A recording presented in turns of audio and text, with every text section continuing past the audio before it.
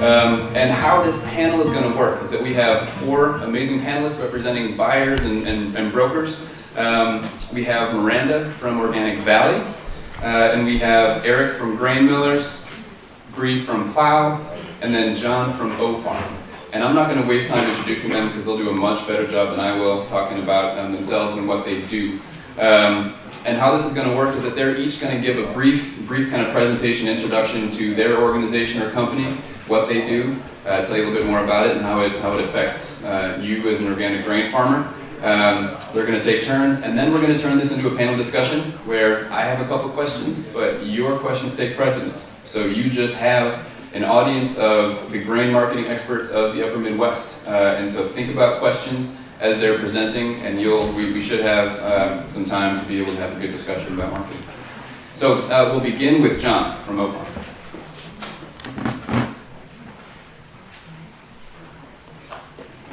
Thank you, Anders. We're set to go, I believe. O Farm, the Organic Farmers Agency for Relationship Marketing. We are a cooperative incorporated in the state of Minnesota. What we basically do is coordinate the efforts of producer marketing groups to protect and strengthen the market for organic grains, hay, and livestock. And the area that we have is basically the blue line that you see here with Montana Organic Producers Co-op in Montana, the Minnesota Buckwheat Growers Association, Minnesota, NF Organics, Kansas Organic Producers Association, Midwest Organic Farmers Co-op, and here in Wisconsin, the Wisconsin Organic Marketing Alliance. We have organic producers and members in 19 states. Now, what's the organic industry on the buy side? What's it beginning to look like? It's beginning to look a lot like conventional with some familiar names. Costco, Walmart, and Whole Foods hacking it out at over $13 billion worth of sales. And in addition, are some of these names familiar? General Mills, Pepsi, Coke, Cargill, Bunge. So, what are some of the big challenges in organic? Well, the biggest one, according to Costco, is making sure we have a constant, consistent supply. And where that comes in is how do you, as a farmer, look at the marketplace and provide a constant, consistent supply when you've got some very big players on the other side. Now, in the organic market, there are some considerations in transitioning to organic. First of all, as most of you, or many of you know, it's management. It's not prescription farming where you can call up a crop consultant and you take this bottle and you put it in your sprayer or this amount of fertilizer. It is putting the man back in management, or woman. There's more paperwork, as you've just seen, that requires a whole farm plan. It requires a crop rotation. It requires certification. And the big one is taking measures to keep your crops free of GMO contamination, especially in the food grade market where it is tested for, because it does, some of the food products go into the European Union and they are very strict about that. Now, from the standpoint of the organic market, it is very unique. To date, there are no futures, there's no futures market, thankfully, although there are some groups that are working on trying to put that out there.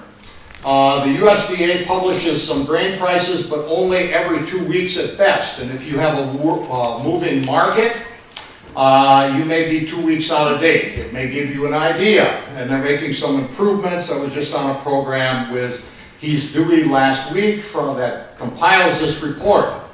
And lastly, what's important is finding buyers and knowing what price to ask is a big challenge for anyone who has been in organic farming for any length of time, much less anyone who is just starting. Now, somebody you heard from this morning, Carmen Fernholz, states that you can figure 15 to 20% of your time each week on marketing if you do it yourself. And that's something you've got to consider.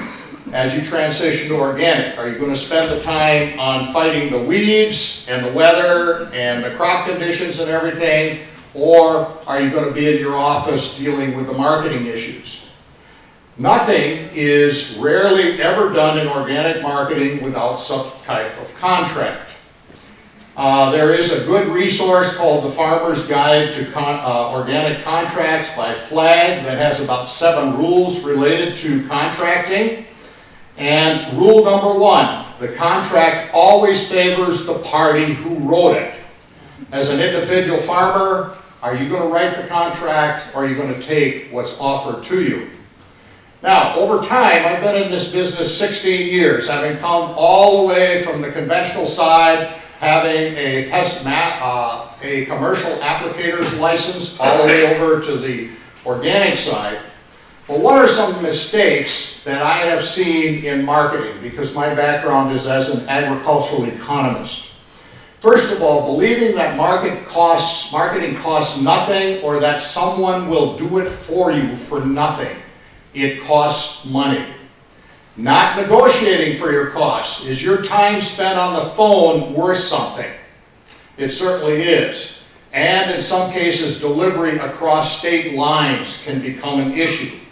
The attorney that you seek to collect because you shipped it to another state, sometimes their Department of Agriculture is not going to be too excited about you as an outsider having shipped grain into their state, as an example, or cattle.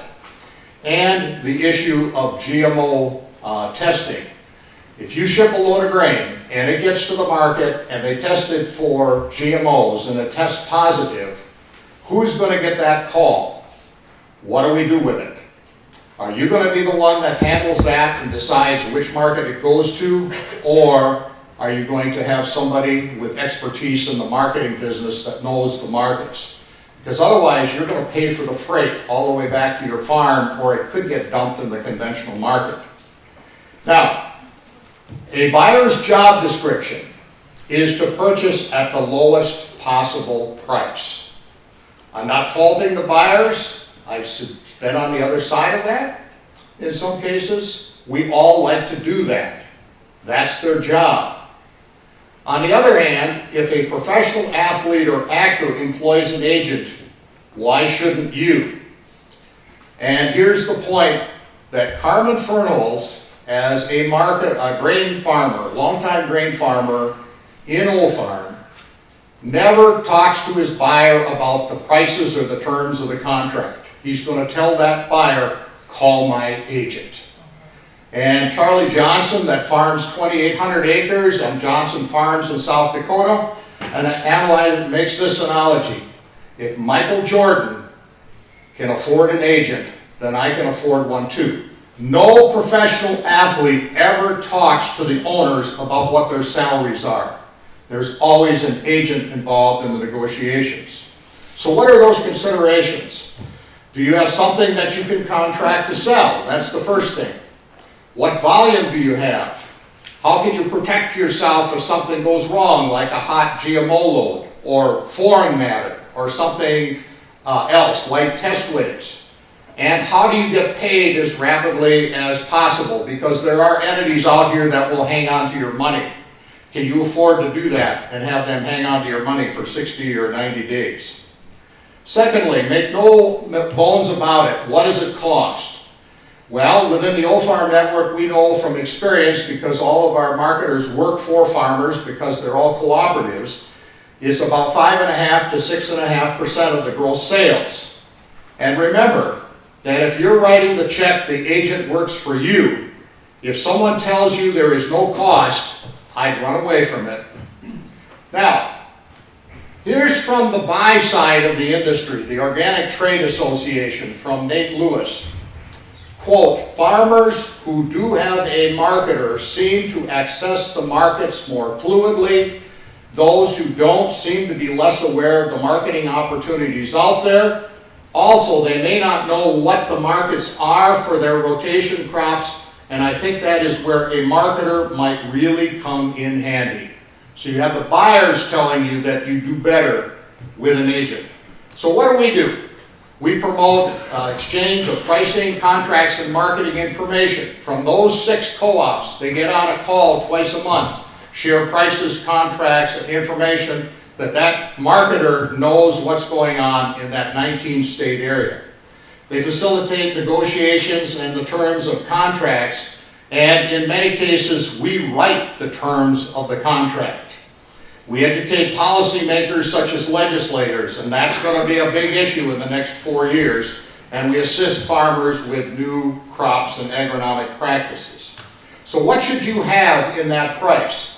The full recovery of all input costs for grain and livestock, a return to your labor management that provides family income, a return to investment, income enhancement to provide for community support for schools and churches, and an organic premium for you taking care of the environment. And if you're coming from the conventional side where it's $3 corn and wait till they get done ripping ethanol to pieces, because we've got a new Secretary of Energy that hates ethanol, if they throw that on the market, the price of corn could really go through the floor. $7.50, the current market for organic corn looks like a lot. But when you take into account all the factors, that prices probably should be closer to 10, especially if you're on a learning curve and getting involved in organic. So don't get starry-eyed about the prices that are quoted in organic, because you're going to be taking a lot of risk for 3 years to make that happen. So, have we been successful?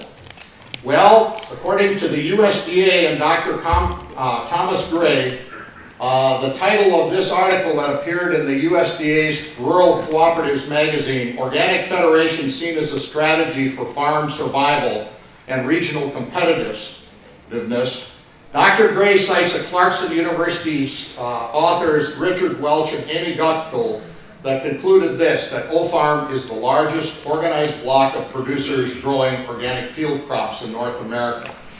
Like I said, in many cases, we write the terms of the contracts for our farmer members, and a further study done by Iowa State University shows that prices received by OFARM member farmers can be 22 to 24%.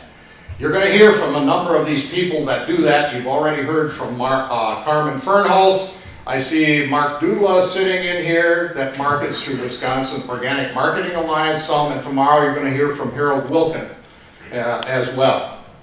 Now, there's only one book that I'm aware of on marketing organic grain. I wrote it. I have some copies here. It's a sales pitch that you can have one for $15 if that's what you decide. I'll leave a few with Carmen. I'll be here through lunch. It's been widely reviewed by veteran organic grain farmers across the country that they wish they had had that tool from planning your rotation all the way through the steps of the types of grains to the types of contracts to hiring an agent that go with it. And lastly, Anders is going to pass out some business cards that have this on it. And this doesn't cost you anything. It's organic, the real natural. It's on the website. And what it is 8 60 to 90 second videos that we filmed of organic farmers across the Midwest, from Canada, from Kansas to Minnesota and in between, about why they farm organically. And one of them, you're going to hear from Harold Wilkin tomorrow, is how Harold was able to bring his son into the business, which is the future of organic. You can find us on ofarm.coop or ofarm.org. You can like us on Facebook, and you'll have a card with the videos. So with that, I'll turn it over to the next person. Hi, I'm Brianna Feeney. I work for an agricultural procurement and distribution company out of Viroqua, Wisconsin, the Driftless area, which is really well represented at this conference, I noticed. So PLOW, we work with seed breeders and researchers here at the UW, University of Minnesota, Iowa State, Cornell. We work with pig farmers, cattle farmers, small grains producers, large grain producers, mills, processors, innovative food makers. I personally am the sales rep for brewers, maltsters, and distillers, as well as the feed side. of plow, and we take all of those components and synthesize them into a more transparent and streamlined distribution. We streamline your distribution basically. So, for example, we're working with Valentine here at the UW on the intermediate wheatgrass kernza, which we have been contracted and work in conjunction with the Land Institute out of Kansas to do the development of this crop. Patagonia released a beer using kernza long brew ale back in October, so the demand for that has grown. We do market creation and just ensure that the trademark and the integrity of that grain is maintained while we funnel it through the relevant distribution channels. So that is an example of what we do. For producers, we specialize in uncommon, organic, and specialty grains, and just seeing that grain, booking trucks to get the grain up off the farm if you don't have on-farm storage, and into the relevant distribution channels so that you get your price at the end of the day. And this is just kind of a little graphic that we have explaining what we do. And you can go to our website and look us up. Thank you.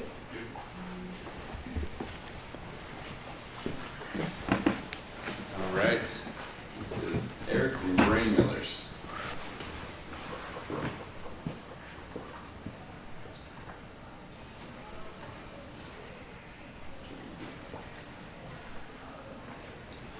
All right, good morning everyone again. My name is Eric DeLeep with Grain Millers. I am an agronomist on staff with our company. So a little bit different here today, but just due to some staffing issues this weekend and other shows, I'm out here and I'm going to talk about some oat markets and our company as a whole. We would be classified as a whole grain food ingredient processor. So what we're doing is buying grain, processing and milling for the food and human consumption markets. So that's just a little bit about our company. We do volumes of almost every grain, or most grains out there, with oats being the primary, probably secondary by corn. So a little bit into markets. So a little bit of a bird's eye view of the organic market here. A lot of you have probably seen this kind of information out and about. Maybe for some of you newer farmers or those considering moving to transitional, it's just kind of a nice overview. There's projections of growing 16% annually from 2015 here all the way through 2020.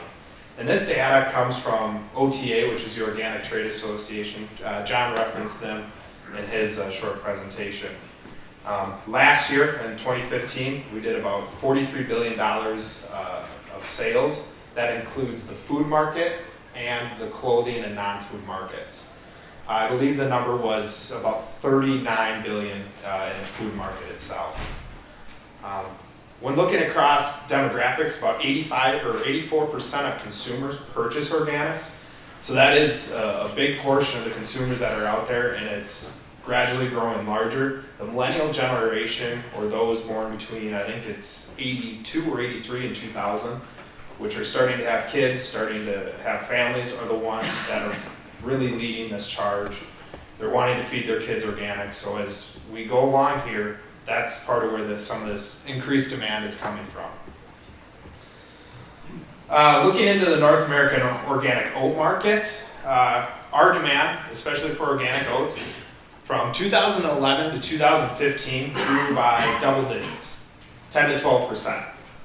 And 2015, the 2015 crop year, so 2015 to 2016, we saw about a 7% growth, so a little bit slower, but when looking at volume-wise, after we'd had 4 or 5 years of 10% double-digit growth, the volume's pretty consistent, but on a percentage basis, it's down a little bit. In oats, we did see record high prices in North America and the EU. That was partially because of crop years past, we were running short on supply, and just kind of the current conditions with exchange rates. And these higher prices drove more acres into the ground, especially in North America. That's where we really saw it. The United States, there's a lot of growers putting oats in the ground, a lot of growers that we hadn't worked with previously that were coming and working with us. 2016, those plantings, it's a good number right there. They're up about 5 to 10%. So talking a little bit about the oat market some more. Now, you might think, well, Eric, why do you have pictures of Canada up here? Why is the average precipitation important in Canada or in the States? Well, when you're looking at the oat market, Canada is really the driver. Well, what happens in Canada, what Canada does, really drives the oat market and determines where things go. It's like that area from eastern Nebraska across Iowa, Illinois, and Indiana for the corn market.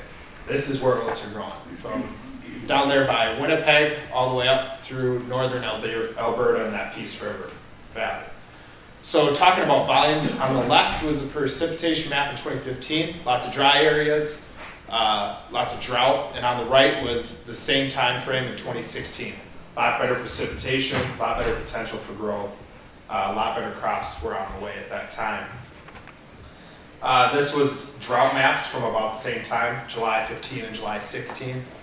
Very little drought problems, a lot better growing conditions.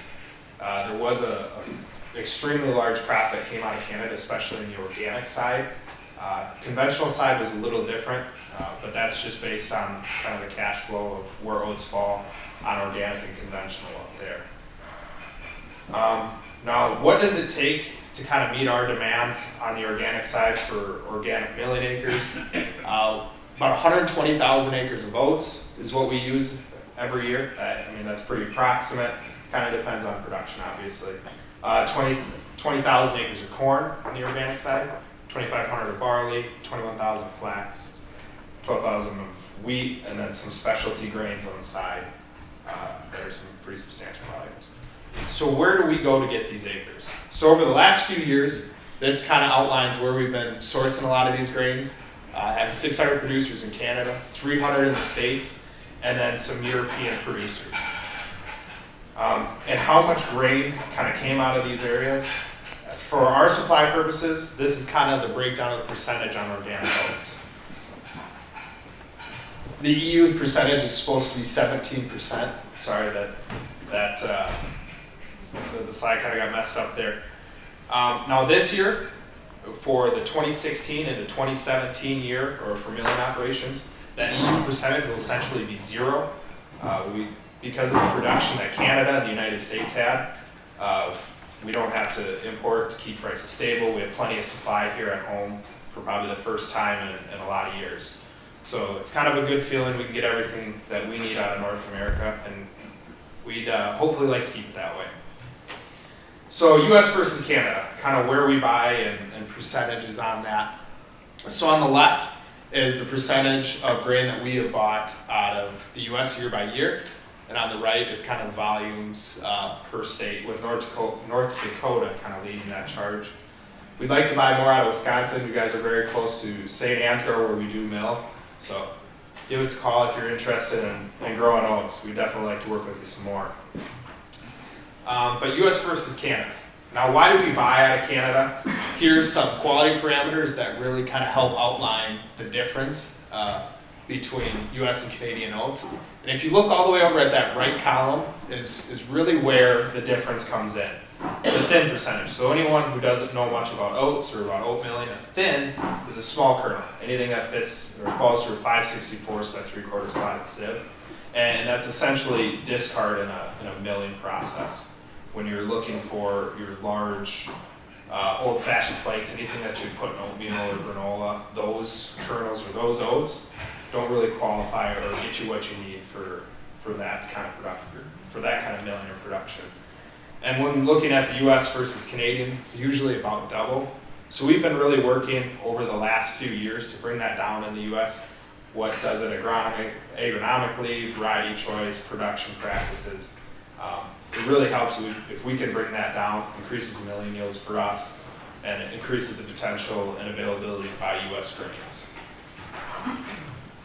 A little bit of a price chart in Canadian dollars on where things have been: wheat, barley, oats, and organic soft white wheat. Probably three of the biggest small grains that we buy. Regular wheat we don't, or hard red wheat we don't buy much of, but the organic soft white, oats and barley we buy quite a bit of. That just shows some of the price volatility. We try, and our hope is to keep oat pricing pretty stable. We don't like to see a lot of fluctuation in that market. especially up or down, because it really affects what we can sell to our consumers, which are food companies, and then what they can sell on the shelf. Because as you know, the price on the shelf with your food products doesn't change very often. So if we see these good, large increases in pricing, it kind of creates an issue. And that's where they talk about imports. I know I've listened to John's talk a couple times on imports and some of the risk of it, but why do imports make sense and when do they make sense? Like I mentioned before, that price on the food shelf, at least from our perspective, that doesn't really get to change very often. So when you see these large spreads between organic and conventional, that's when some of those imports start to make sense. Most companies, especially ours, would rather not, but sometimes we get put in the position of kind of having to do that. When looking at pricing, I can pop all these up. This is kind of where we're at this point in time. So organic oats, we're looking at about a $6 bid from April 2017 forward. In the last week, we booked a lot of our demand for the harvest through April period for this next crop year. There is still options out there. We'll be happy to work with you, but it'll be more on a spot market basis. Organic barley, about an $8 indication. Rye, 8 as well. $13.50 for hard red and $14.50 for soft white wheat. Now, if you kind of have questions on who to talk to, those are the best contacts for certain grains. So the organic, other than oats, we do buy some transitional oats. Jesse would be the one to talk to there as well. So that's about all I have for right now. I'm happy to add some more questions while on the panel, and we can discuss some of this. Great, thank you. All right, last, we can hear from Miranda from Organic Valley. Your prices were food grade, right? Yeah. Okay, but maybe you should clarify. Yeah, Hey, yeah, good morning, yeah. everybody. Thank you to I'll make my that previous clear. Thank you. panelists for giving good introductions of a little bit what's going on in the organic grain market. And I'm here to discuss a little bit about organic marketing from Organic Valley's perspective. Most of you know Organic Valley as a dairy company, which of course we are. We are the largest organic dairy cooperative in the nation. Right now we're representing over 2,000 farms. But of those 2,000 farms, not all of them are dairy farms. So our portfolio breaks down into additional pools, we call producer pools. And those would be our produce pool, egg pool, and we also have meat. In addition to those, we have a grower pool, and I'll get more into that in a few minutes here. The name of the official company name of Organic Valley is Crop Cooperative, CROPP Cooperative, and that stands for Cooperative Regions of Organic Producer Pools.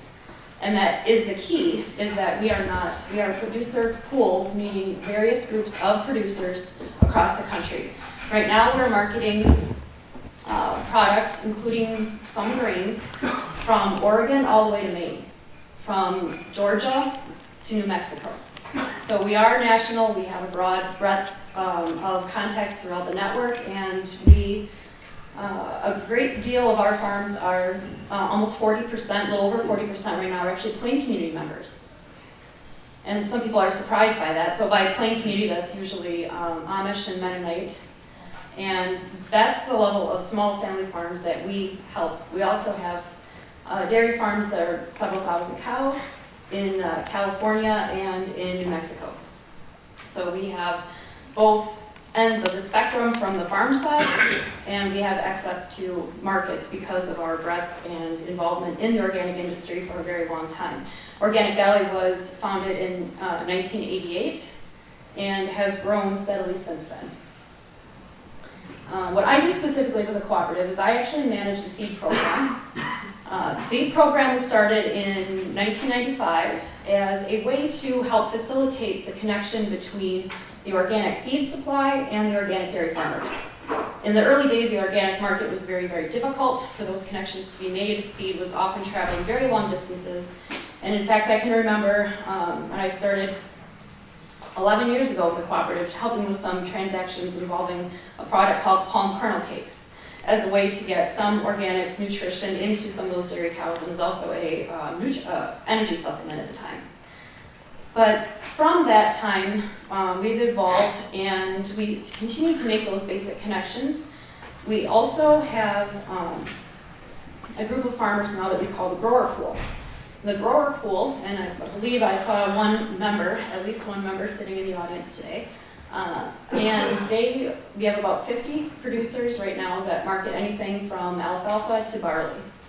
We have various crops in between that we market for those producers. And the majority of our portfolio at this time is alfalfa and forages. Because we have quite a few dairy customers, as you can imagine, then we also have the ability to market quite a bit of dairy quality alfalfa. So from the grower side, we offer a couple different ways to do business with us. So we do offer spot contracts for those, but the majority of what we prefer to do is with our pool.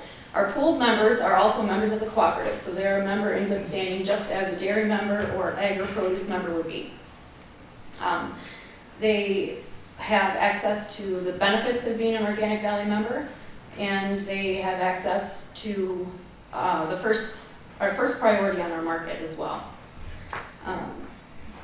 So like I said, over 60% of our portfolio is forages at this time, and we do emphasize quality.